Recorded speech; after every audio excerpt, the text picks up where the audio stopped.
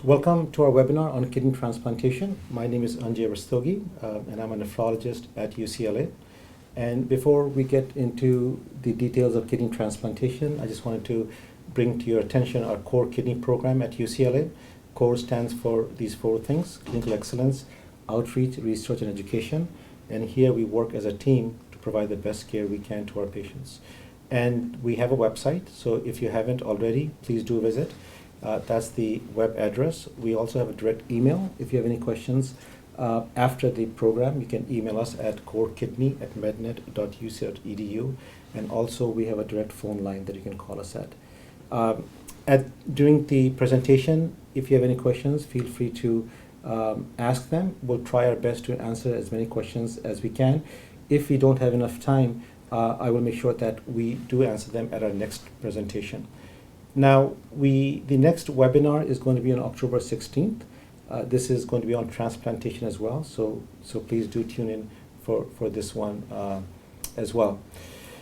Now, just want to go over some key facts and points. Where do we stand as far as kidney care is concerned in the US? So, number one fact, 15% of the adult US population is at risk or has some form of kidney disease. And if you have seen my previous presentations, our biggest challenge with kidney disease is it's a silent disease. So a lot of times you find out about kidney problems when you go to your clinic or go to your physician and are getting a routine checkup, and they find out that either your creatinine is up or you're spilling protein. So 15% of adult US population, and about 120,000 new patients start on dialysis in the US every year. And what a startling fact is, about 1 in 3 of these patients who are starting on dialysis, which is end-stage renal disease, have never seen a nephrologist. And we have plenty of data to show that when patients get care, or at least are referred to a nephrologist early on, the survival and outcomes are much better. Now, when you start dialysis, especially if you didn't have any pre-dialysis care, the mortality is pretty high, especially in the first 3 months. So the 90 days are very critical. And the other fact that we have to keep in mind is the 5-year survival of a lot of dialysis patients is actually much worse than many cancer that we have. Cost is also a factor, about $90,000 annual cost for dialysis patients. The other important point to keep in mind is if you're on dialysis, there are a lot of options, and one of them is being on home dialysis. The penetration rate for home dialysis in the US is roughly 10%, and it should be around 50%. And I will be doing a talk on home dialysis in one of these webinars. So if you are on dialysis and you're not on home, which is home hemo or PD or peritoneal dialysis, you should ask your nephrologist why aren't you on home dialysis. Now, this is the key fact from today. There was 18,000 transplants and the waiting list is 80,000. So the list is getting longer and longer because of quote unquote organ shortage that we have in the US at this point. Now, the 5 stages of CKD, chronic kidney disease, in my previous presentation, which is actually on our website, I went over these 5 stages. And just to go over them again, stage 1 is the earliest stage of kidney disease, and stage 5, which we call kidney failure, is the most advanced. This is also what we used to call end-stage renal disease, ESRD, and patients who have ESRD are patients who will need what we call replacement therapy. And this replacement therapy could be either dialysis or transplant. And today we'll be going over transplant. So stage 5 patients will need dialysis or transplant to survive long term. Now, with that, I would like to introduce my colleague, Ms. Bethany Durbin, who is supervisor of the waitlist at UCLA. And welcome, Bethany. Thank you so much for joining us. And we actually had a lot of questions from the audience, and we will try to answer as much as we can today. So with that, Bethany, do you have any thoughts before I start asking questions? Thank you for having me. Let's get started. Okay. So the first is, when we talk about kidney transplantation, there are 2 kinds. One is deceased donation, when the donor actually has passed away, and the other one's a living donor. So today we'll be focusing more on the deceased kidney donation. So the first question is, Bethany, if you can just walk us through this whole, so first of all, what is a wait list? And second thing is, how does one get on this wait list? Okay. The wait list for organ transplant is overseen by UNOS, the United Network for Organ Sharing. and that is the organization that is designated by Medicare, the government, to oversee the wait list. And it's a very formal process. There's a lot. It's very policy driven. It's a very well regulated system. And so, in order to be part of a wait list, you have to go through a comprehensive evaluation to be selected as an appropriate candidate, meaning transplant has the opportunity to make you better. And your nephrologist or your primary care physician can help you get started with that. If you're already on dialysis, your dialysis unit social worker can help refer you to a transplant center, knowing and understanding the insurance needs that you have to select an appropriate center for you. And then you come to the center and you're evaluated by the transplant team. Testing is done that includes usually a history and physical. We test people for hepatitis, for HIV, things like that. We get cardiac testing. Depending on medical history, you may need other consults or specialties. And then the selection committee, it's called something different at every program, but it's essentially the selection committee determines if the needs of your workup are considered complete, so that we have all of the information about you and your history that we need to be able to make a decision about whether transplant's the right treatment option for you. And then you'd be added to the wait list if the committee determines that that's the appropriate decision at that point. So once they're cleared by the committee? Yes, and we get the insurance auth in order and things like that. Then you're actually added to the wait list. Very good. So Bethany, just want to add a couple of points over here. So the person who is going to refer you, it should be your nephrologist, but some insurance companies require your PCP. Right. And those are challenges I've had. So your primary care physician. So that's number one. So your nephrologist or your primary care physicians, one of those. And if it's a dialysis unit, the social worker can work with the nephrologist to refer you to the transplant center that's closest to you. And we'll be going over different transplant centers. The other thing is, at what point should you be referred? And for at least my patients, as soon as their GFR hits 20, and if you don't know what a GFR is, you can go back to my previous presentation on our website and see what GFR and how do you calculate that. But for my patients, automatically, once they hit GFR of 20, they get referred to a transplant. So Bethany, if there's a patient who, because a lot of times, patients are very eager to get listed. So what if the GFR is 24? What do you do with them? If there is a GFR in the history that has been 20, then they can qualify to be added to the wait list and accrue wait time. I see. If the GFR is historically above 20 and we don't have any documentation of that, then they're too early. I see. Yeah. The UNOS requirements are such that you can't accrue wait time without it hitting 20 or below. I see. Yeah. So we do have to hit that trigger. Yeah. But early referral is okay if the patient's trending downward. Right.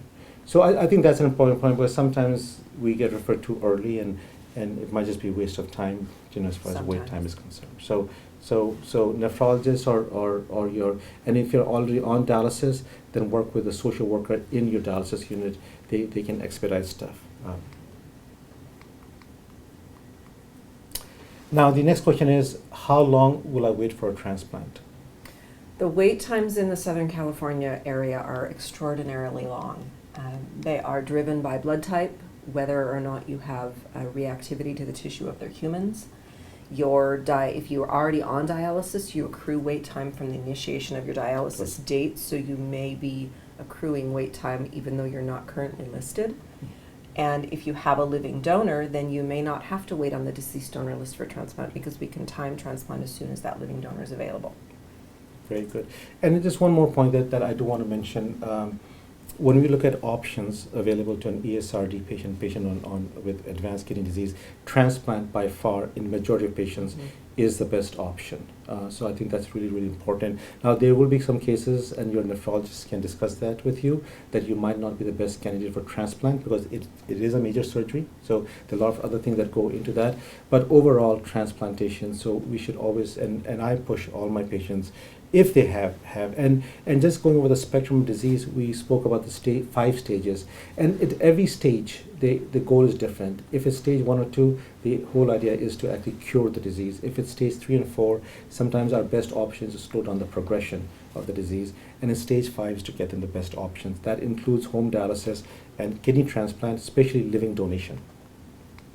So with that, let's look at some of the wait times in Southern California. So blood group, so as Bethany mentioned, blood group does play a big role. and this is the most recent that we have. This is relative to the deceased donor waitlist, so it doesn't apply to living donation donors. or paired exchange or any of those other options. And these are averages across the blood types. We do have patients in our O blood group that are sometimes transplanted in the 8-year range, depending on consent options and donor availability and things like that. But these are the average wait times across the blood groups. The O's wait about 10 years.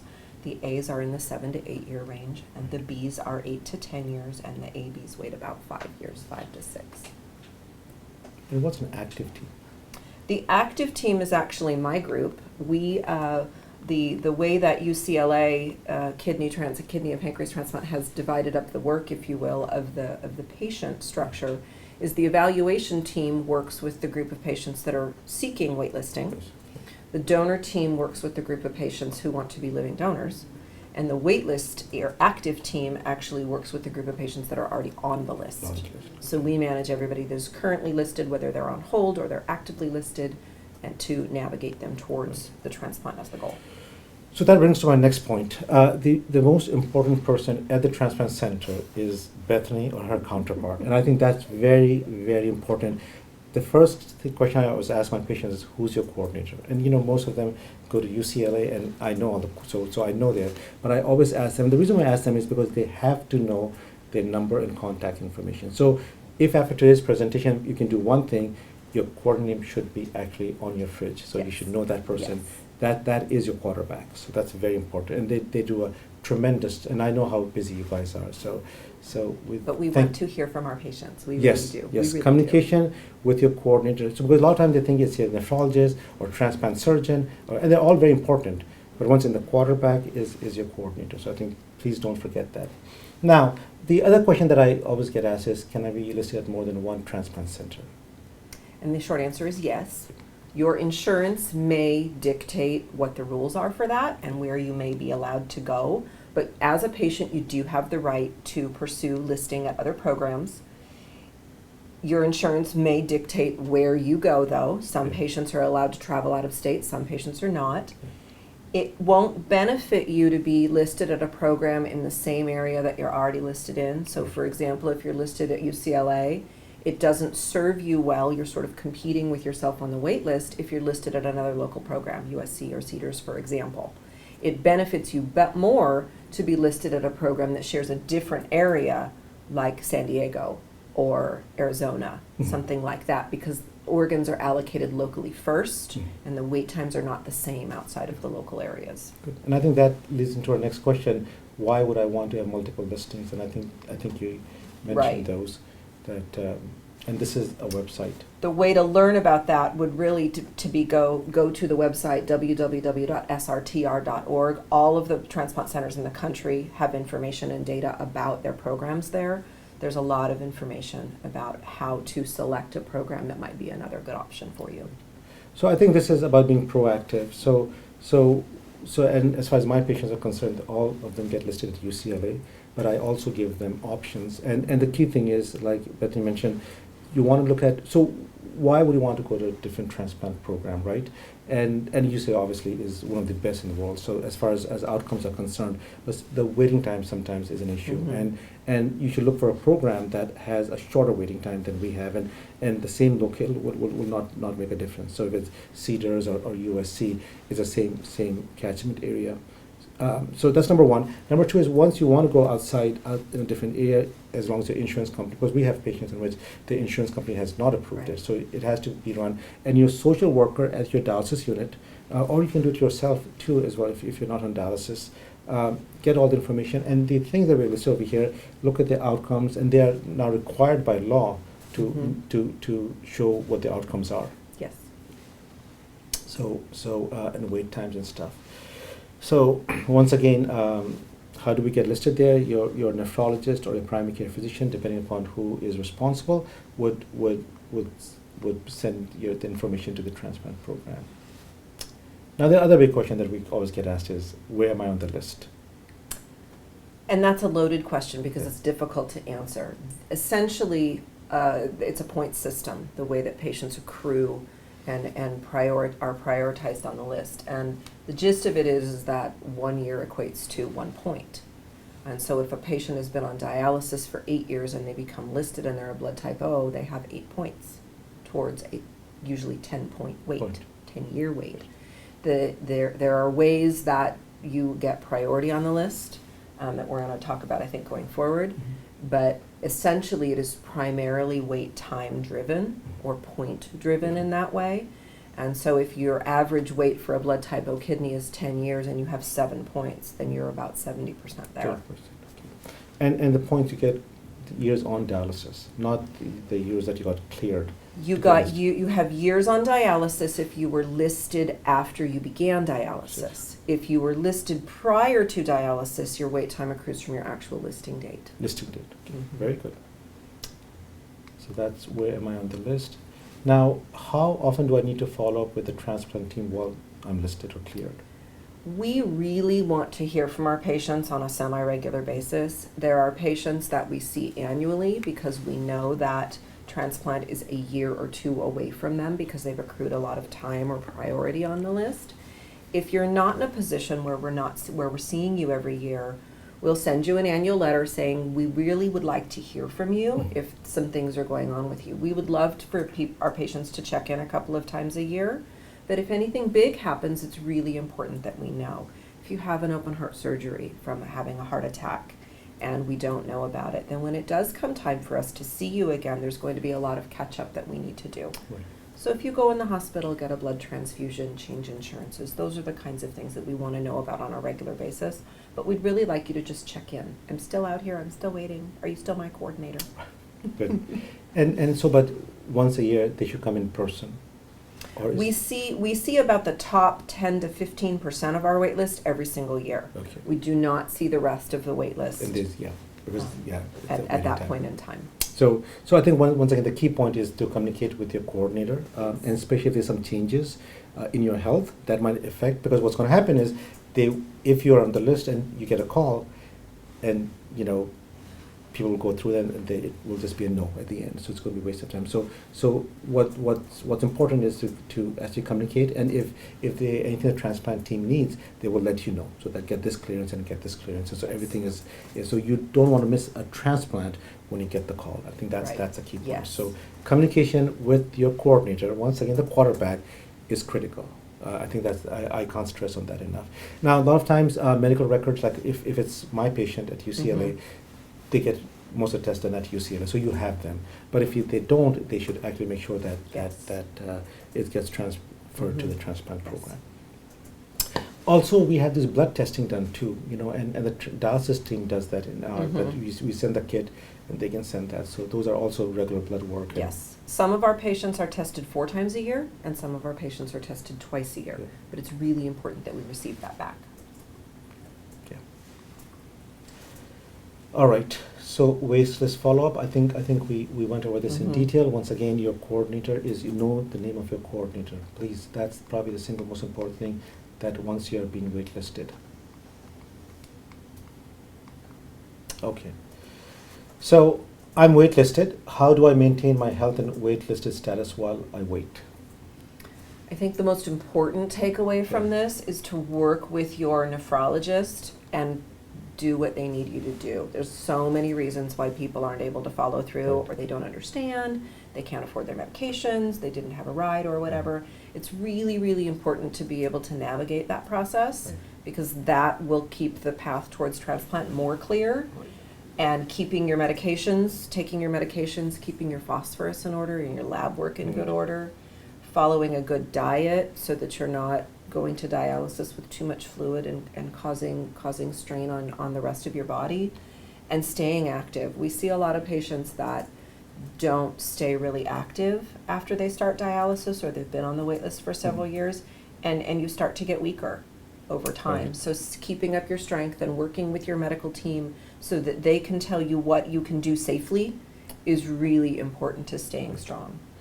And I think running a pretty big, I run the dialysis program at UCLA as well, and having a big dialysis population of my own, one thing that we do tell the patients is that the ultimate goal, hopefully most of the patients, is getting a transplant.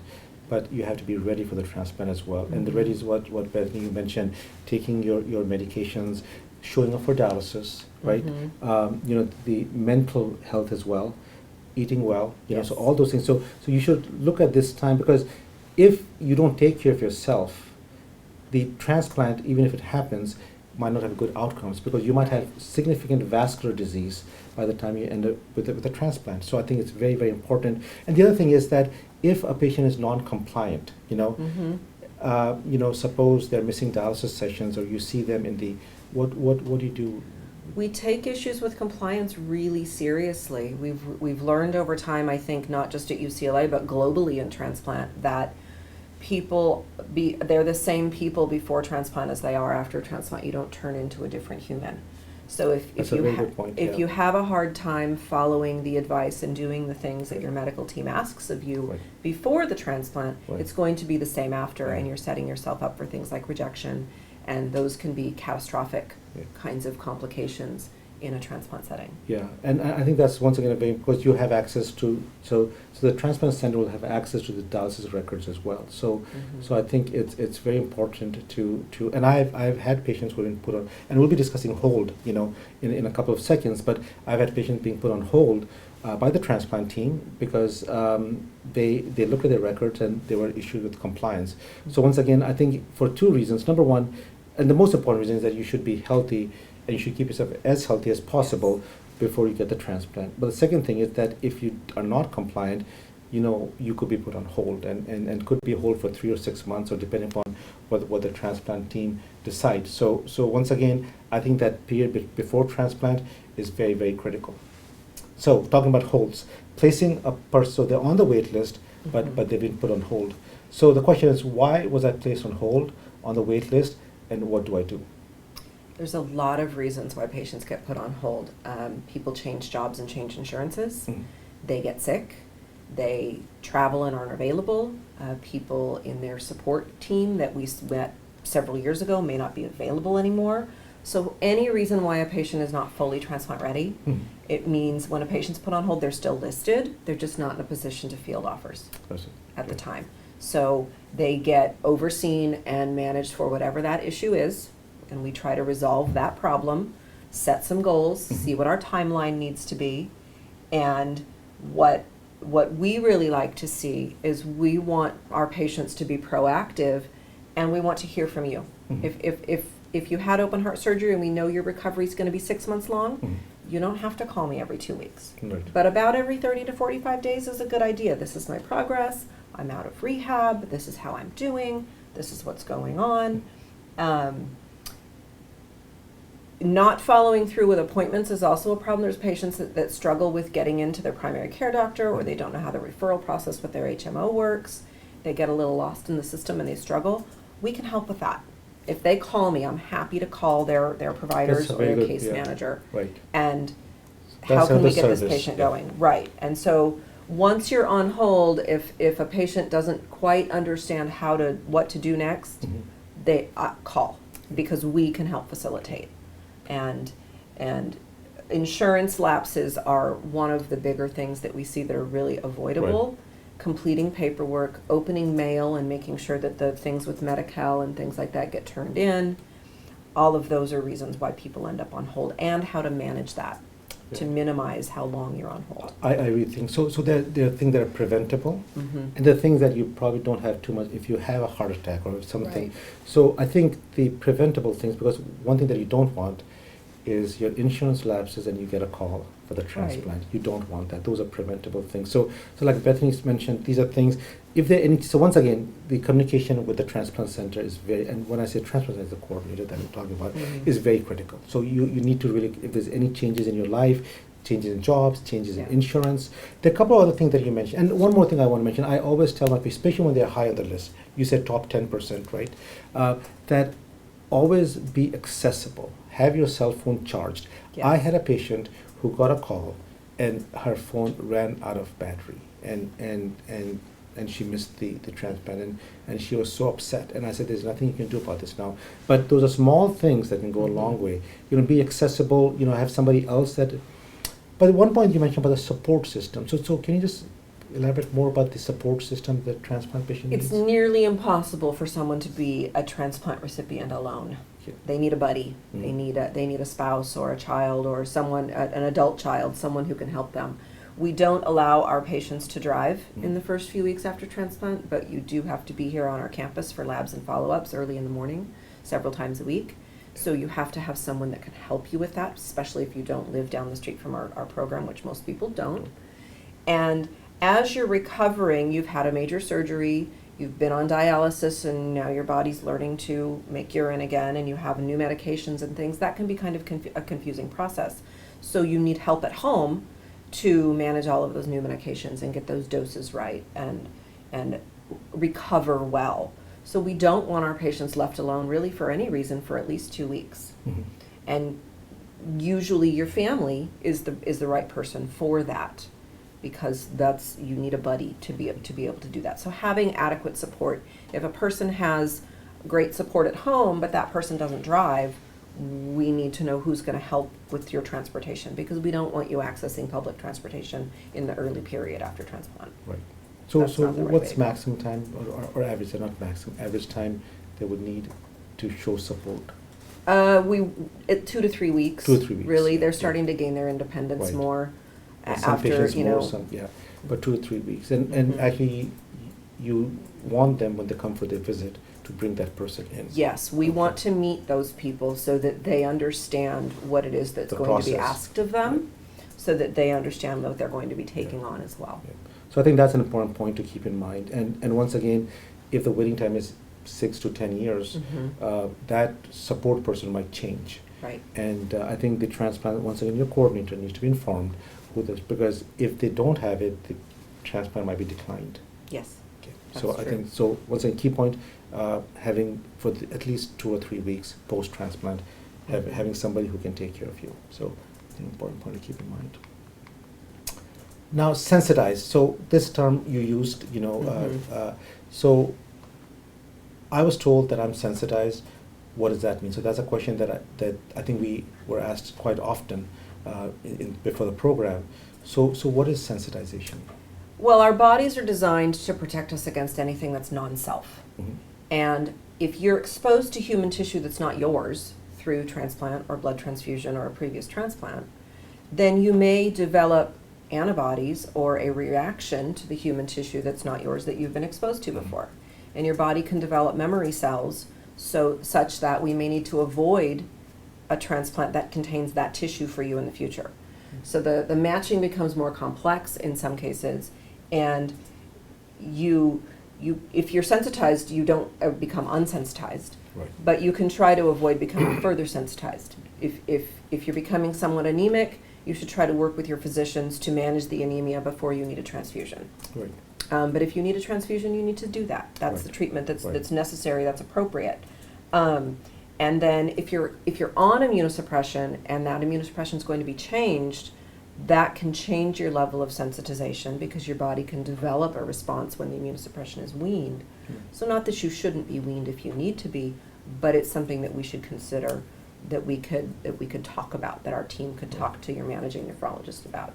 And that's a question that a lot of my patients ask me, why am I still on immunosuppression? I'm on dialysis, and the reason is, Mhm. once again, so there's 3 main ways. I mean, there are many ways, but the 3 main ways, Mhm. pregnancies, and that's a good thing. So if you want to have previous transplants, which is Mhm. also a good thing.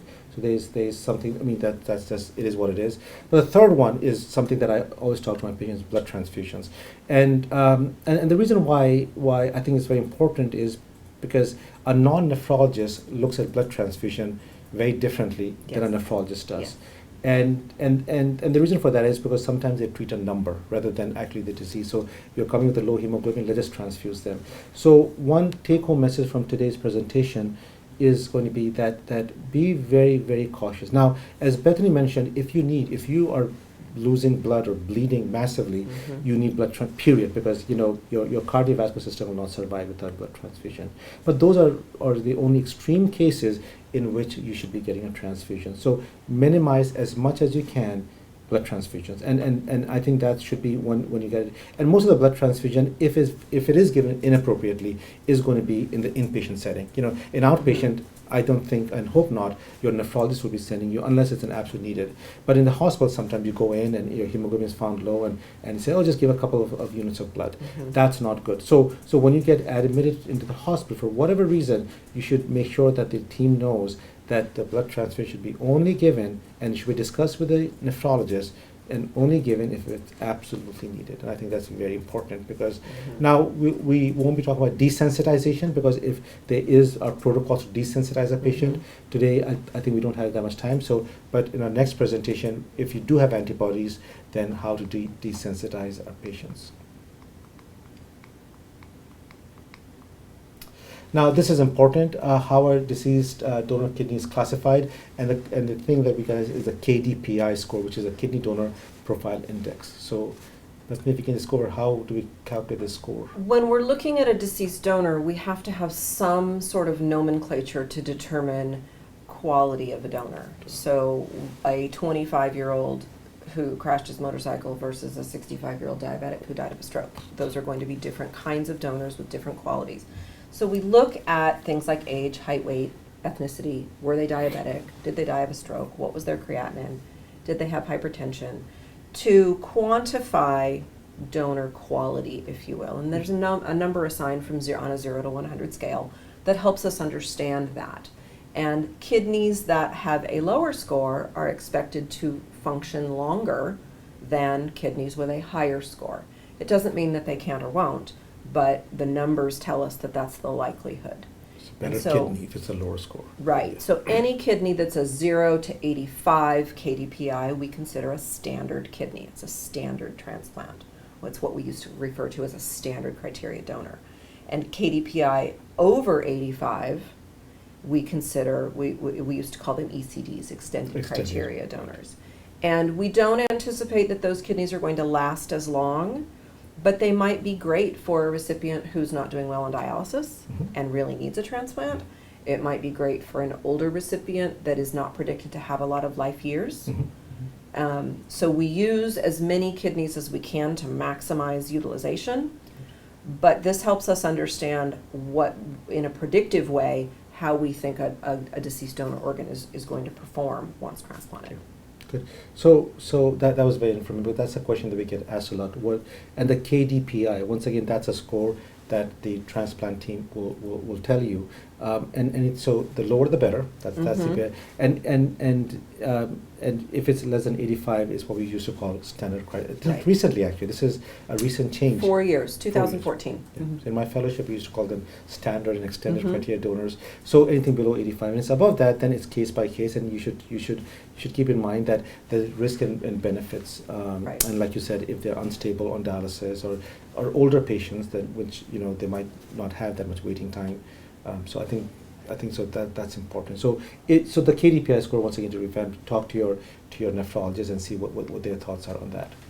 Now let's talk about the increased risk donor. This is the other question that we get asked a lot. So what is this Public Health Service, PHS? And well, the CDC, or Centers for Disease Control, has criteria that they have determined as increased risk, and that means that a person out in the community has engaged in certain behaviors that may expose them to diseases such as HIV or hepatitis C at a higher rate than someone who does not engage in such behaviors.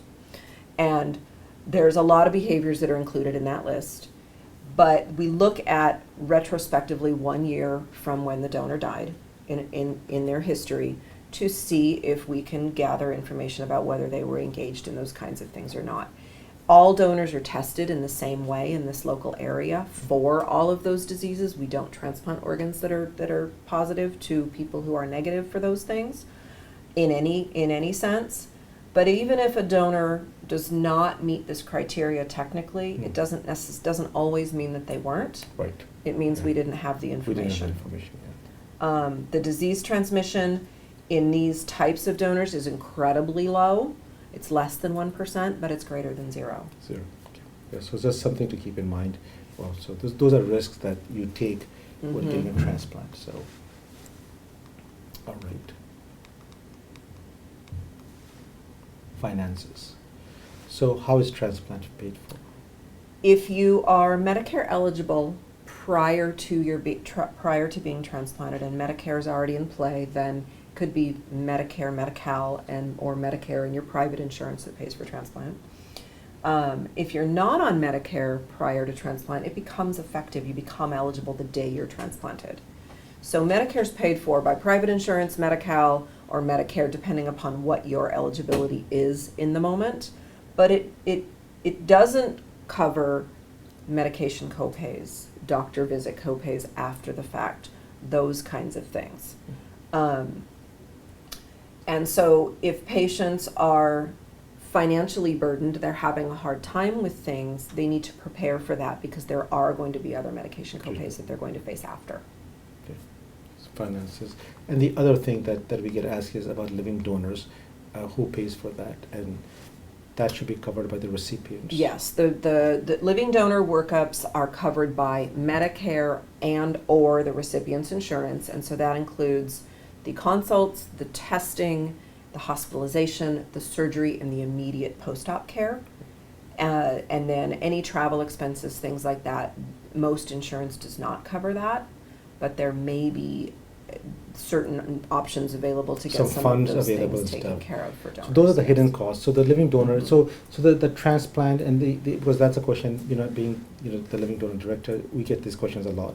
That who pays? It's the recipients, not the donors. Correct. But there are hidden costs and lost wages sometimes, travel and all this, hotel if they're coming from out of town, and sometimes there are funds that might be available to offset those, sometimes they're not. So you have to go with the understanding that those are costs that you might have to just Right. bear, and hopefully there will be some support available. Right. But once again, talk to your coordinator. Yes. They might have resources Mhm. and connections that might offset some of these costs. Yeah, the donor team has a lot of access to really good information Information, that have donor options. I think just want to end with once again, if you have any questions. I think we are over time now, Bethany. But Bethany, thank you so much. Thank you everybody for joining. you. And I think we'll have a lot more questions October 16th when we're discussing this. So thank you very much for joining us today. Thank you.